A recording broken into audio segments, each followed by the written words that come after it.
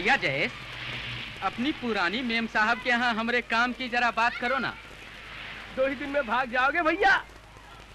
कैसे कैसे झेला है मैंने उसको। बहुत भगाती है साली।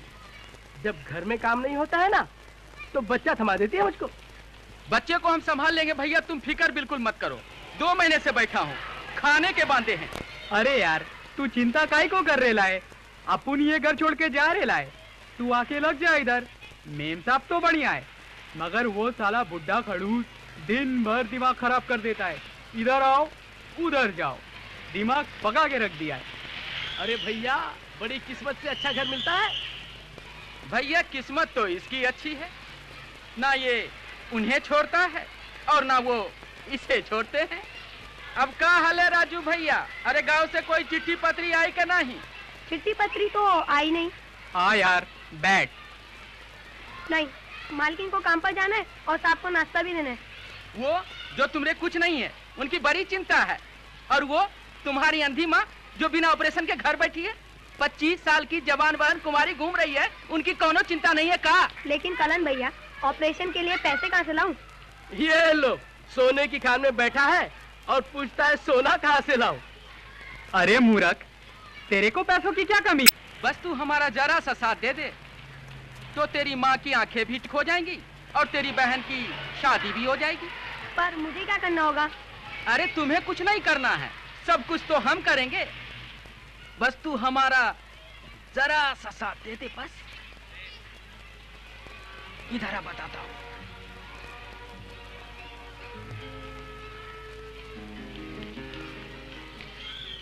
Okay bye.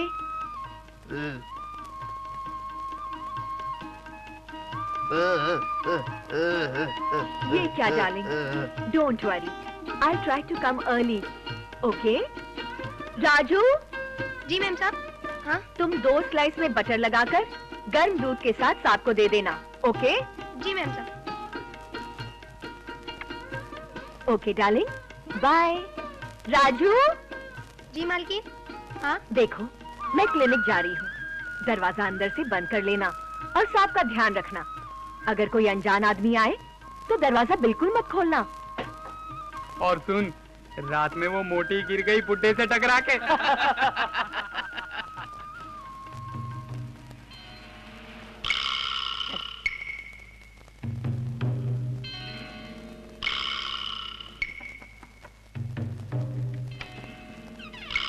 कलन भैया, दरवाजा बंद कर देना। अरे रुको। अरे हाँ, चाबी कहाँ है? हाँ तो जल्दी कर।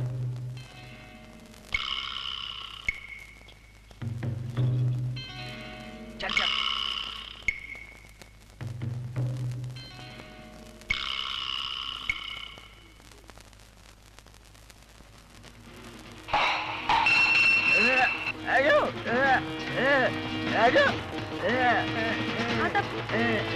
बोलो बोलो, क्या हुआ? अभी ये तो हम सबको पहचान गया। ये बुढ़ा हमको अंदर करवा दे। अब एक जिंदा रहना हमरे ये फांसी का फंदा है। अबे कलन देखता क्या है? दबा गला इस बुढ़े का। हाँ ये क्या कर रहे हो? अरे छोड़ो मेरे बाबूजी को। अरे छोड़ो यार। अबे दबा कर। मैं कहता हूँ पैर दबा।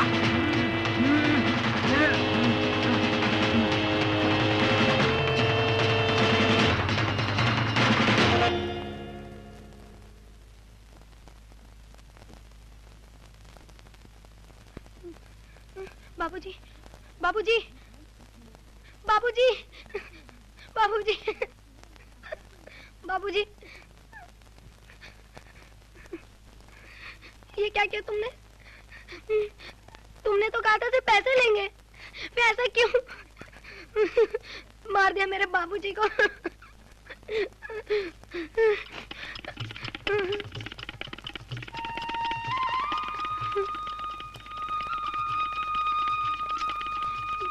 बाबूजी,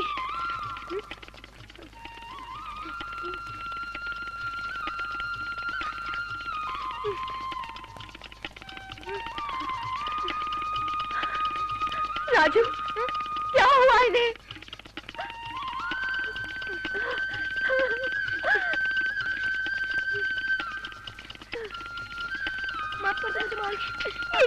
किया तूने मेरे साथ? क्या बिगाड़ा था मैंने तेरा? बोल, तूने क्यों गद्दारी की? कुछ नहीं किया, मुझे माफ कर दो। मैडम, अपने बच्चे के जैसे पाला था मैंने, ऐसा क्यों किया तूने? जो हो गया सो हो गया, इसे तो कानून ही सजा देगा। डॉक्टर का कत्ल किसने किया? पता नहीं तो अंदर कर दूंगा, बहुत मारूंगा। साले अंदर कर दूंगा, बता। मुझे मत मारो साहब, मैंने कुछ नहीं किया साहब,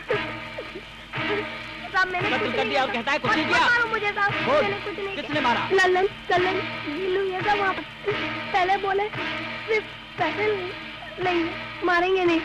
मार गए मेरे मामू जी को, मुझे भी पैर पकड़ने को खाता था। कहाँ रहते हैं वो लोग? शायद वसई में रहते, कल्याण की वहाँ पे मौसी रहती है। वसई? मोरे जी साहब अभी तक निकले नहीं होंगे, तुम दोनों इसको देखो। जी साहब। मोरे फॉलो मी। चल साले इधर आ, देख इसको, ये देखने में कितना भोला है पर कत्ल किया है इसने।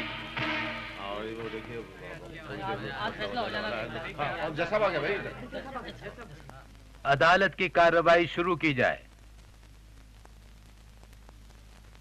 योर ऑनर, इस सनसनीखेज हत्याकांड के बारे में मीडिया की खबरों ने काफी कुछ उजागर किया है। बड़े उम्र वाले ही नहीं, छोटे छोटे बच्चे भी इस प्रवृत्ति का शिकार बनते जा रहे हैं। महानगरों में हुई हत्याओं में ज्यादातर हाथ बाल किशोरों के ही पाए जाते हैं। योर ऑनर, हमारे समाज और देश के भविष्य को लेकर यह बड़ा ही चिंता का विषय है। इस बच्चे को जरा गौर से देखिए, ऐसी भोली और मासूम सूरत वाला बच्चा एक जघन्य हत्याकांड को अंजाम दे सकता है, ऐसा सोचा भी नहीं जा सकता। लेकिन योर ऑनर, इस मासूम से दिखने वाले शैतान ने दौलत की लालच में अपने ही अपाहिज मालिक को बड़ी बेदर्दी से मौत के घाट उतार दिया। योर ऑनर, इसे ऐसी सख्त सजा मिलनी चाहिए जिसे देखकर दूसरे बाल अपराधी ऐसा अपराध करने की जुर्रत भी ना कर सकें। मिलॉर्ड, बस मुझे इतना ही कहना है। बचाव पक्ष के वकील को कुछ कहना है?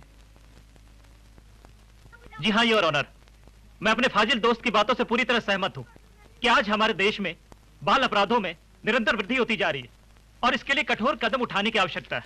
लेकिन योर ऑनर, मेरे फाजिल दोस्त ने इस अबोध भी जो सख्त सजा देने की अपील की है वो बिल्कुल जायज नहीं लगती। योर ऑनर, अभी कुछ ही देर पहले मेरे फाजिल दोस्त खुद ये बयान दे चुके हैं कि ऐसा भोला भाला और मासूम बालक अपराध कर भी सकता है, ऐसा सोचा भी नहीं जा सकता। मैं दावे के साथ कह सकता हूं कि विश्व दबाव और हालातों के तहत इसे उन बदमाशों का साथ देना पड़ा जिन्होंने इसके आश्रयदाता की हत्या की। योर ऑनर, उन शातिर बदमाशों के लिए इस मासूम बालक ने अपने घर का दरवाजा खोल दिया।